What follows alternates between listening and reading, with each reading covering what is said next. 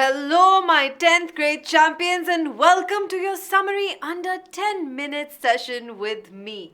Now, today we will be going over chapter 7 from First Flight, which is Glimpses of India. So, this is divided into 3 parts. We'll be covering each part one by one. Let's start with part 1. Part 1 is a baker from Goa. Now, this story is written by Lucio Rodrigues, who talks about the Goa that was once ruled by the Portuguese. Due to this reason, the people of the region are influenced by the Portuguese culture. Baking was the conventional profession of the Goan people, and the bakers were known as paders there. This story particularly revolves around the bakers living in a Goan village. The author mentions how people in old times ate loaves of bread which were baked in large furnaces. Now the paders would come to sell these loaves in the street and would make a jingling sound with the bamboo whenever they arrived.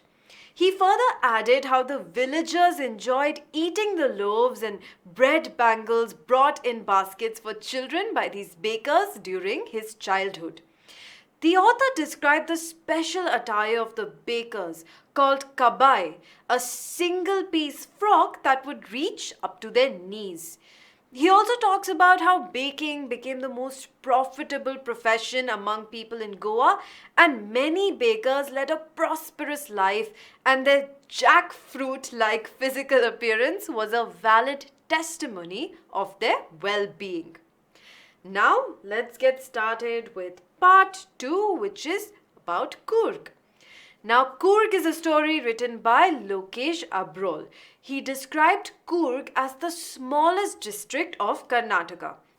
The author said Coorg or Kodagu is a beautiful place that is located midway between Mangalore and Mysore.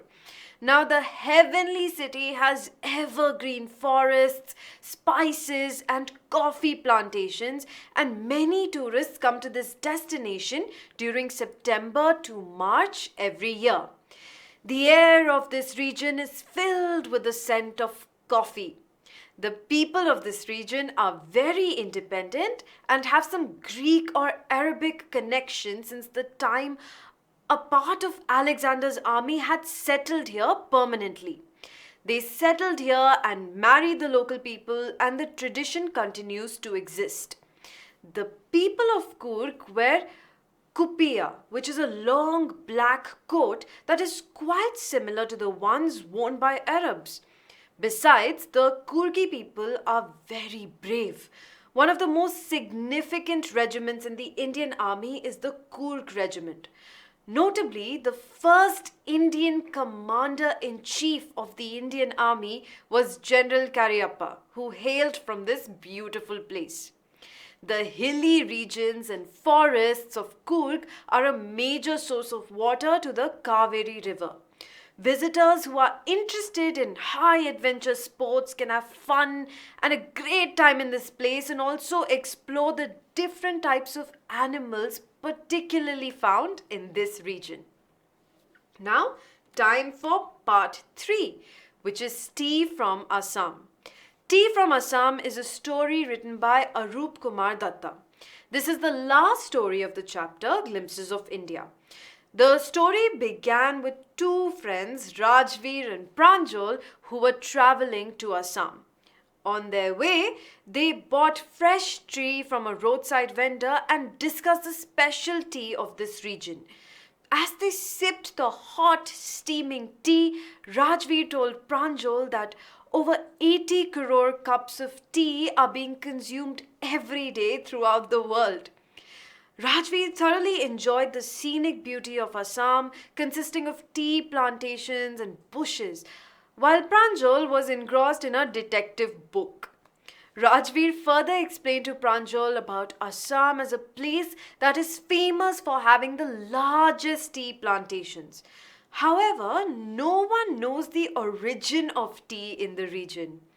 According to a Chinese legend, a few leaves of tea accidentally fell in a pot of boiling hot water. Now, the emperor enjoyed the delicious flavor of the liquid, and that's how tea came into being. Rajveer also mentioned how an Indian legend, Bodhidharma, who was a Buddhist monk, cut off his eyelids because he fell asleep during meditation. In no time, 10 tea plants grew out of his eyelids, and when these leaves were put in hot water, it helped in banishing sleep. Soon, both of them arrived at Mariani Junction, picked up their luggage, and made their way towards Dekebari Tea Estate.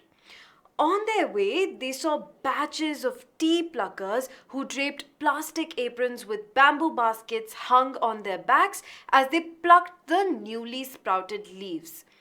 Pranjal's father had come to receive both of them.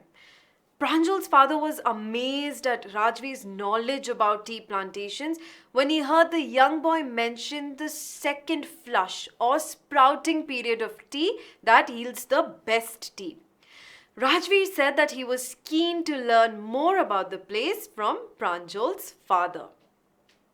That brings us to the end of all 3 parts of Glimpses of India. Now, before I leave, just a few reminders for you. Enroll for ANTHE, link is in the description. You can take it online or offline and you can win an all expenses paid trip to NASA. Doesn't get better than that. Enroll right now. As always, we've got you covered. So if you like the videos, hit the like button, subscribe to the channel and press the bell icon so you get all the updates of all the upcoming sessions. I'll see you in your next session with me. Till then, bye-bye.